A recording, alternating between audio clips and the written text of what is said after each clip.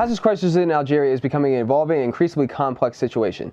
Yesterday, Algerian forces attempted a raid on the siege Amina's gas facility, which ended in the deaths of somewhere between 6 hostages and 8 captors, or 30 hostages and 18 kidnappers, depending on what report you read. What we do know is that the great and heroic military of Algeria, as one survivor saw it, blew up 4 jeeps full of hostages in the raid after the militants had told the Algerian commanders that they would be moving the hostages. It's feared that upwards of 60 hostages are now dead.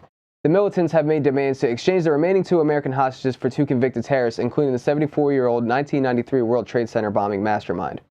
The Obama administration has decided that negotiating for American lives is not worth the cost of shame to save innocent lives, and have responded by sending drones and ground troops that are expected to be there this weekend and train local military groups. It's a rapidly developing story that's almost as complex as the folly of the interventionist foreign policy that created it to begin with. Attorney General Eric Holder and his Department of Justice have asked for a motion to stay or stop proceedings about documentation regarding Operation Fast and Furious. Judicial Watch, a government watchdog group, has filed a Freedom of Information Act request for all documents regarding Operation Fast and Furious, and the executive privilege invoked by King Obama to keep those documents hidden from Congress. In typical elitist fashion, Holder has straight up not complied with the Freedom of Information Act request, and Obama has even responded by trying to rewrite the Freedom of Information Act request laws. But there's nothing to see here. You see, Holder shouldn't even have to give those documents to the independent, nonpartisan watchdog group who's already jumped through all the necessary hoops for it. No, because those documents are already being demanded by Congress. Yeah, that same Congress who has actually not convicted Holder even though they found him guilty of contempt of court. The same Congress who is allowing Obama to exert those executive privileges over the documents, even though it's illegal to do so according to the Supreme Court because there is already admitted wrongdoing on the government's part. But hey, that's how gangsters roll. I'm sure some of you viewers, thanks to rough economic times and the depreciating dollar, know what it feels like to be out of money. I know I do.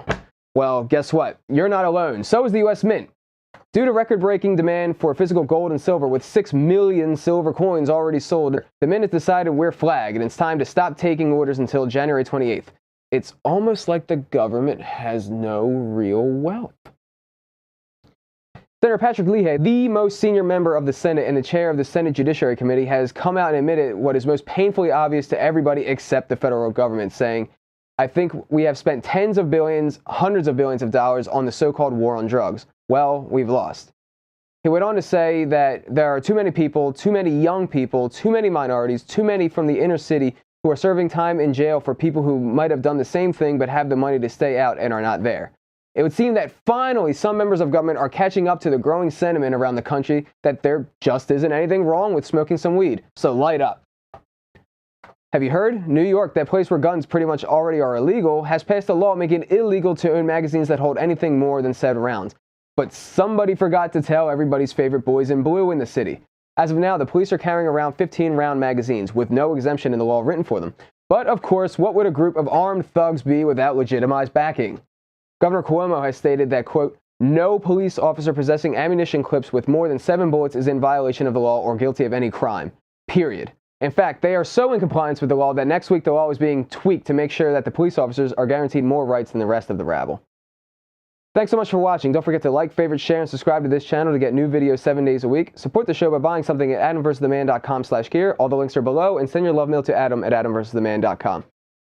Well, it's interesting to me that our own government is watching Facebook in the first place. No kidding. Sergeant, are you having fun? Join humanity. Thank you for protecting us from his penis.